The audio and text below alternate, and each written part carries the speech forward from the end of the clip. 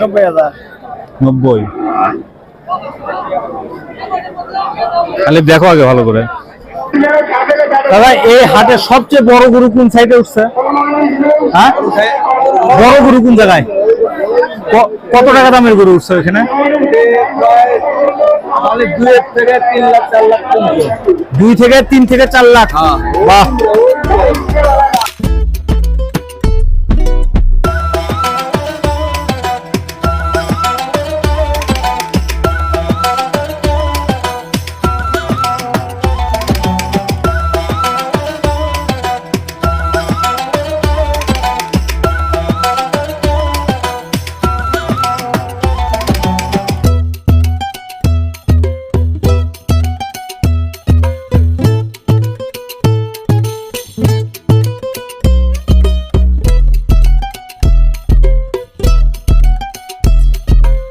মোটামুটি গরু কেনা কমপ্লিট হয়ে গেল। এই যে এই গরুটা নিলাম আমরা।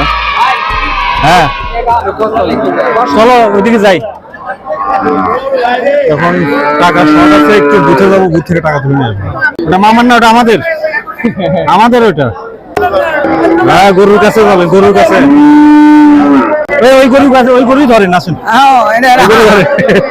ভালো হবে।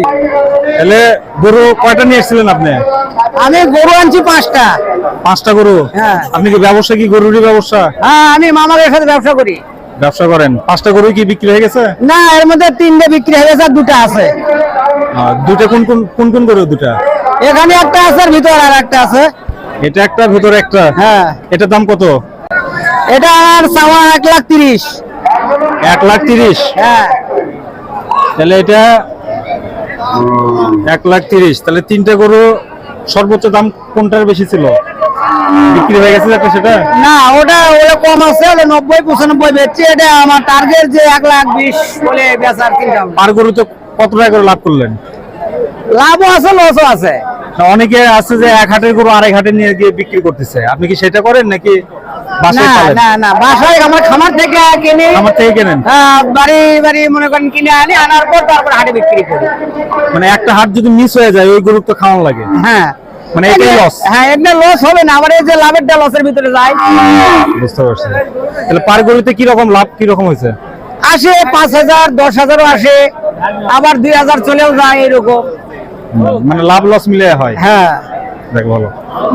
তাহলে আজকে যে হাটটা আছে, এই হাটে গরুর দাম কেমন?